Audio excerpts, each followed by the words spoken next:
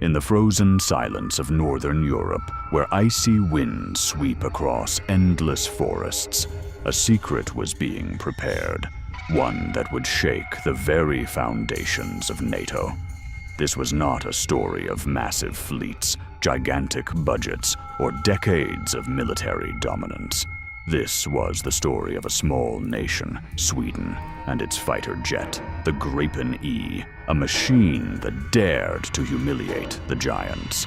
NATO believed it had the skies under complete control, with American F-35s and F-22 Raptors leading the alliance, and with Europe's Typhoons and Rafales ready to defend the continent.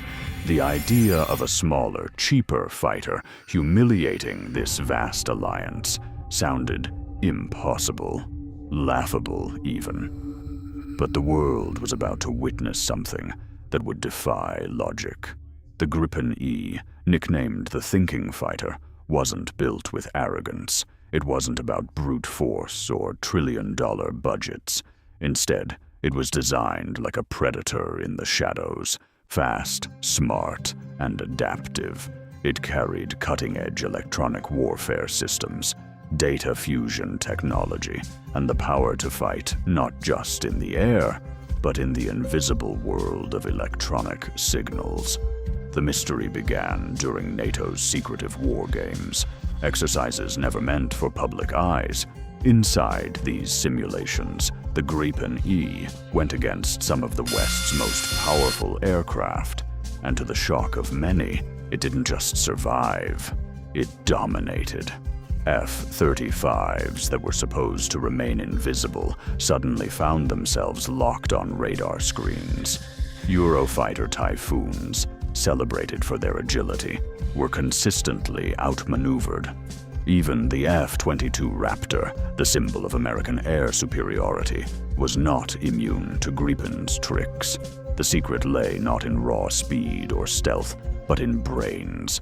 Gripen E's electronic warfare suite could jam, confuse, and blind its opponents.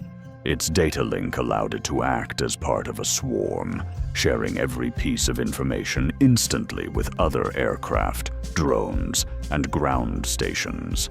While other jets fought as individuals, Gripen fought as part of an intelligent network, like a wolf leading a pack. What NATO didn't expect was how far Sweden had pushed the concept of adaptability. Gripen could be reprogrammed within hours. If a new radar threat appeared, engineers could rewrite its code the same day. No other jet in the world could transform itself this quickly. NATO's expensive fighters, burdened with bureaucracy and billions in development costs, simply couldn't keep up. But the real humiliation came when the Gripen E was pitted against overwhelming numbers. During one scenario, 6 Gripens went up against a combined NATO strike package of 20 aircraft. Statistically, the Swedes should have been annihilated. Instead, they shredded the opposition. NATO pilots reported being digitally ambushed. Their radars showed false targets, their communication channels filled with ghost signals, and their missiles lost lock in mid-air. It was as if an invisible hand had taken over the battlefield. When the exercise ended, silence filled the NATO briefing rooms. Generals who had once dismissed the Gripen as a budget toy were forced to confront an uncomfortable truth. Sweden had created a fighter jet that could challenge the most powerful air forces in the world and win. But worse than losing was the humiliation. The fact that a nation with a fraction of NATO's resources had managed to turn technology, strategy, and cunning into a weapon more devastating than raw firepower. Whispers began to spread. Was this just the beginning? Could the Gripen E destabilize the balance of air power across Europe? If Sweden could do this, what did it mean for NATO's future dominance in the skies? What secrets still hid inside this mysterious aircraft? No one in the room wanted to admit it, but the fear was real. And just when NATO thought it had seen everything, another revelation emerged, one that would take this humiliation to an entirely new level. But the true shock had only just begun. NATO generals believed they had seen the full potential of the Gripen E during the first simulations, but Sweden had deliberately held something back. In the second phase of the war games, the Gripen revealed capabilities that even seasoned analysts struggled to explain. This time, the Swedish jets entered the battlefield in complete silence. No active radar, no visible electronic signature, as if they had vanished into the cold northern skies. NATO pilots scrambled to detect them, but every attempt ended in failure. Then, without warning, the Gripens reappeared, not on radar screens, but behind enemy formations, already in attack positions. It was as though they had bent the very laws of detection. The explanation stunned the observers. Gripen's advanced sensor fusion and electronic warfare systems allowed it to turn enemy radars into weapons against themselves. NATO's most sophisticated aircraft were blinded, their targeting systems corrupted. Some pilots even reported false radar contacts, phantom Gripens multiplying across their displays, sowing confusion and panic in the cockpit. By the time they realized what had happened, the Swedish fighters had already destroyed their targets. For NATO, this was more than just a tactical loss. It was humiliation on a global stage. Billions spent on stealth programs and next-generation fighters meant nothing against an aircraft designed with cunning rather than brute force. Sweden had not only defended its skies, it had embarrassed the giants. Whispers began circulating that Gripen's power went beyond electronic warfare. Some claimed it had a cyber integration module capable of hacking into enemy systems mid-air, manipulating software inside hostile aircraft and missiles. If true, it meant Sweden had created not just a jet, but a flying hacker, an airborne predator capable of turning advanced technology into useless metal. What terrified NATO most was the thought of Gripen being exported. If smaller nations gained access to this level of technology, the balance of global air power could collapse overnight. Countries once dependent on the West's air dominance could suddenly stand equal or even superior. Contracts worth hundreds of billions could vanish, and with them, NATO's monopoly on the skies. But Sweden remained silent. Officials neither confirmed nor denied the rumors. Engineers offered no explanations, and pilots refused to speak in detail. The mystery deepened, and with it, the fear. Some argued that the Gripen E had shown only a fraction of its abilities during the war games, a teaser of what it could truly unleash in real combat. Others believed that Sweden deliberately humiliated NATO as a warning, proof that even the most powerful alliances could be outsmarted. Behind closed doors, NATO officials classified the incident at the highest level. Publicly, nothing was acknowledged, yet those who were there knew the truth. They had seen the humiliation unfold with their own eyes. They had watched entire strike packages collapse under the pressure of a jet built by a nation they once considered too small to matter. For the pilots who faced Gripen, the memory was haunting. They described it as a ghost, silent, unpredictable, and always one step ahead.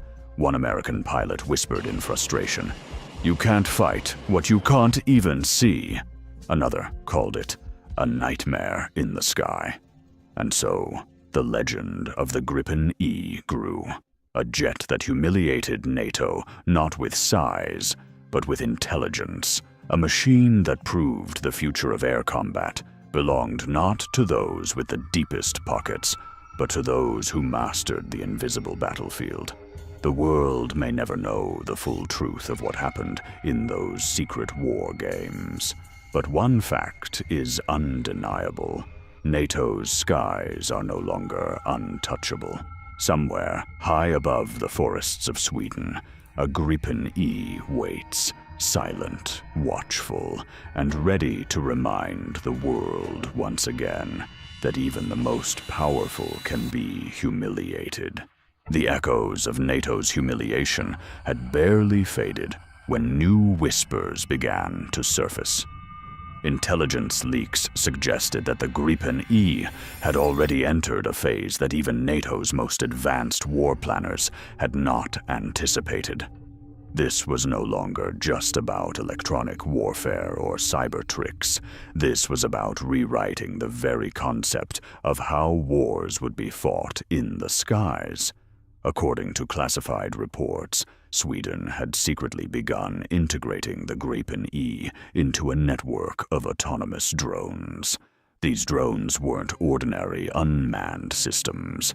They were extensions of the jet itself, controlled through encrypted links that could not be jammed.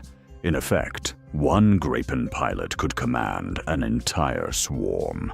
Where NATO needed dozens of aircraft, Sweden needed only one and its robotic pack. It was a terrifying vision.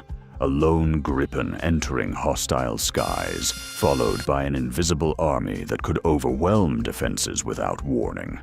But the true revelation came when these drones demonstrated a capability NATO had long feared: independent decision-making. The swarm could split, surround, and even sacrifice units to protect the Gripen. Enemy radars became saturated. Missile defenses were drowned in false targets, and by the time the real Gripen appeared, the battle was already lost. NATO simulations confirmed what no one wanted to believe. Even their strongest fleets could be dismantled by a single Swedish formation. The humiliation deepened when satellite images revealed another shocking truth. Gripen E did not require massive NATO-style bases. It could take off from short runways, frozen roads, or even remote highways deep inside forests. While NATO fighters sat exposed on sprawling airfields, Gripens could scatter like shadows across the wilderness. In any real war, NATO would struggle to even find them, let alone destroy them. This adaptability sent shivers through defense ministries worldwide. A jet that could hide anywhere, control drones like a hive, and bend the battlefield with electronic warfare was more than just a fighter. It was a revolution. And the cost? A fraction of what NATO spent on its stealth projects. The humiliation was no longer limited to military pride. It was financial. Trillions wasted, while Sweden quietly built the future with precision and efficiency. Some within NATO began to suspect a darker possibility. Was Sweden working alone? Or had Gripen's technology secretly surpassed even what was shown in exercises? Rumors whispered of hidden modules, systems that could directly infiltrate satellites, blind surveillance networks, or even shut down enemy power grids mid-conflict. The Gripen was no longer just a plane. It was becoming a weapon of global disruption. NATO's leadership was trapped. To admit defeat publicly would shatter their credibility. To ignore the Gripen's rise would be reckless, and to challenge Sweden directly would risk exposing more humiliations. Behind closed doors, generals debated new strategies. Some argued for cooperation, bringing Sweden deeper into NATO to contain the secret. Others feared this would only reveal more of NATO's vulnerabilities. Meanwhile, Sweden stayed silent, watching, calculating, never revealing its full hand. The silence itself became a weapon, feeding NATO's paranoia. How much more could the Gripen E do? What was still hidden inside its systems? Could even America's most secret stealth projects survive against it? No one knew, and that uncertainty was as devastating as any missile. As the legend of Gripen spread, nations began to line up for its purchase. The world had witnessed NATO's embarrassment, even if details remained classified. Countries that had once relied on Western dominance now saw a new option, a fighter jet that humiliated giants, and each new customer meant NATO's monopoly weakened further. The Gripen E had done more than humiliate NATO. It had shifted the balance of power, shattered illusions, and planted a fear that would haunt the alliance for years. What began as a mysterious war game had grown into a shadow war for influence, technology, and survival. Some say this is only the beginning, that Gripen's next evolution is already in testing, something even more unpredictable, more intelligent, and more unstoppable. A machine not bound by today's rules of combat, but one that will define tomorrow's. And if that is true, then NATO's greatest humiliation is yet to come. Because in the skies above Europe, somewhere beyond the clouds, the Gripen E waits, not just as a fighter, but as a warning. The warning that no alliance, no matter how powerful, is untouchable.